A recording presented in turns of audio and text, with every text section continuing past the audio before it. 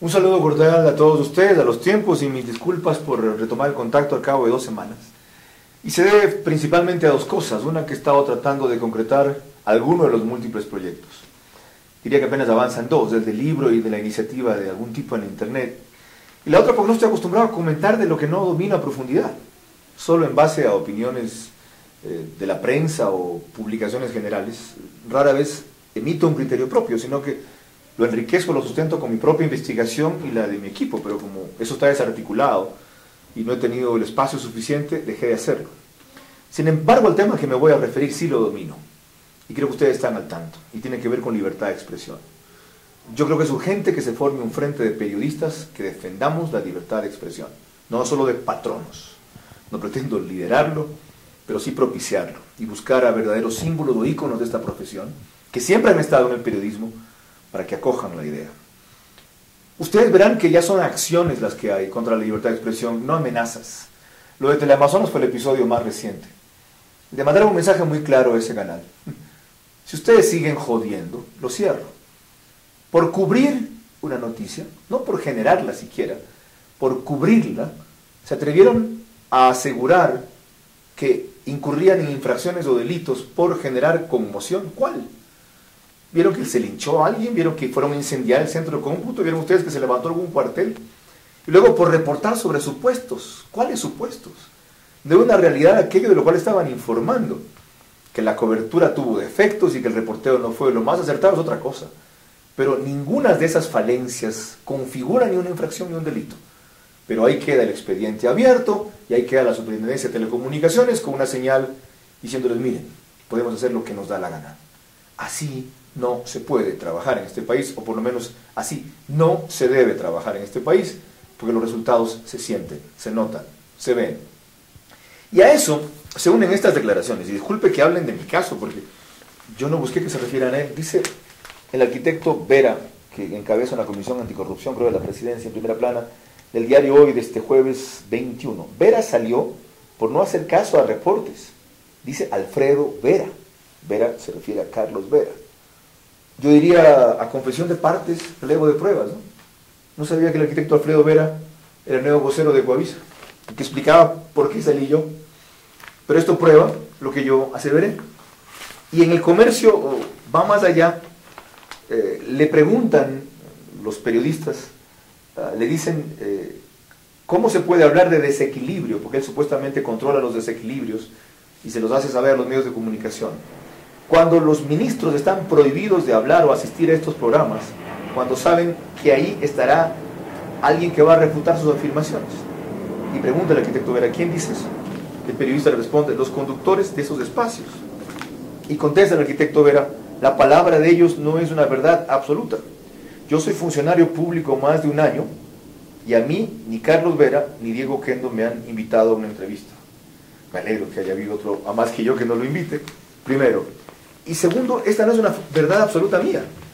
Esto es una cosa que dijo públicamente Rafael Correa en una entrevista en Canal 1 con Andrés Carrión y José Hernández, cuando este último le preguntó si era cierto que él había prohibido a sus miembros del gabinete ir a mi programa. Y él se ufanó de eso.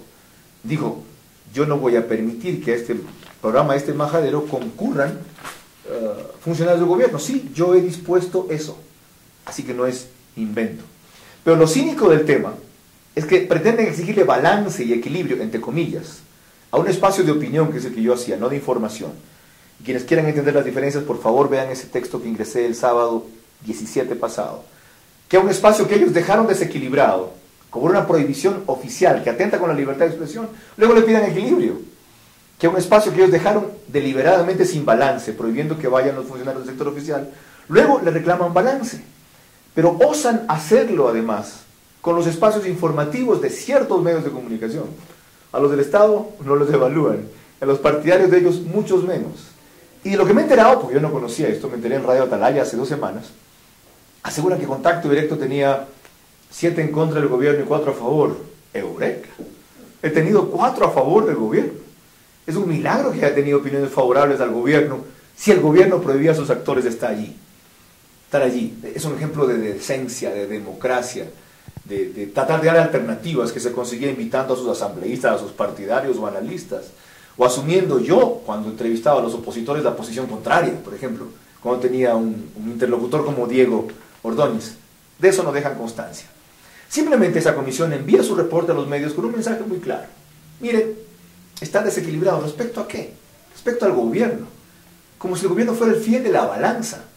Lo dicen desequilibrados respecto a la verdad, respecto a la democracia, respecto al combate a la pobreza, respecto a la generación de riqueza, respecto al futuro del país, respecto a la pluralidad, respecto al debate. No.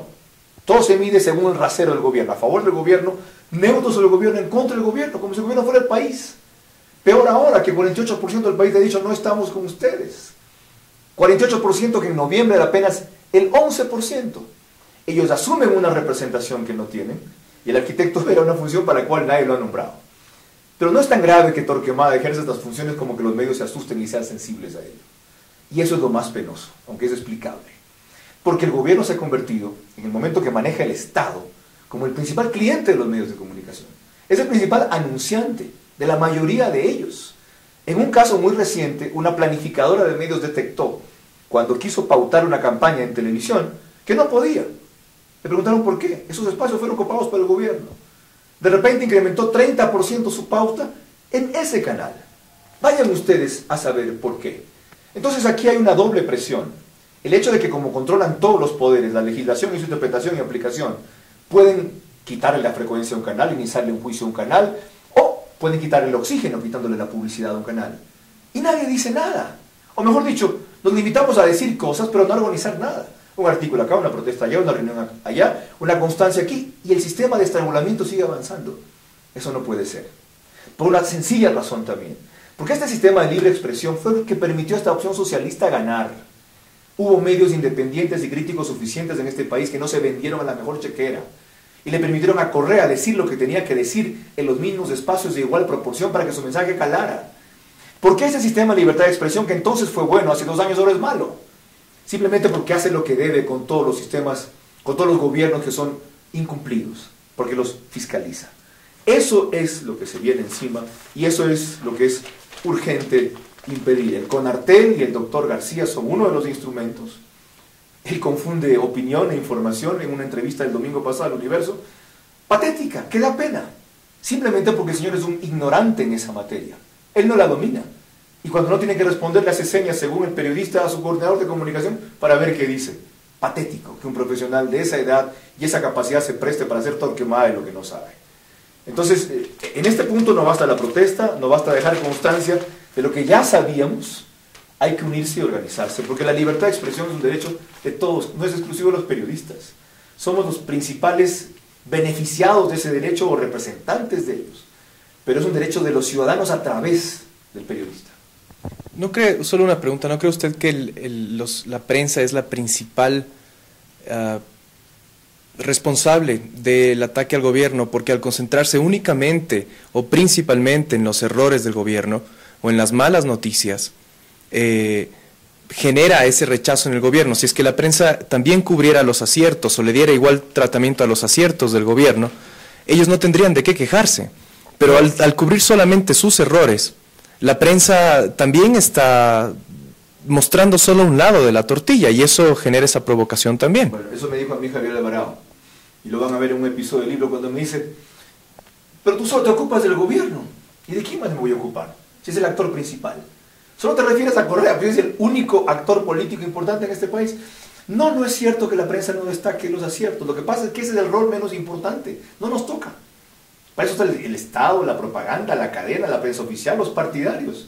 Nos toca incidir en los errores. Es una característica de la prensa aquí y en todas partes. Reportar las anomalías, aparte de que ellas son siempre mucho más noticia. Lo normal es cubrir o cumplir. Lo anormal es no cubrir o incumplir. Entonces el gobierno pretende dar una prensa que cubra las veces que yo he reportado los aciertos. Son notables. Lo dije en la entrevista con Bernal. Y me apena que muchos de los aciertos que reconocí en un principio se convirtieron en traiciones y en fracasos al final.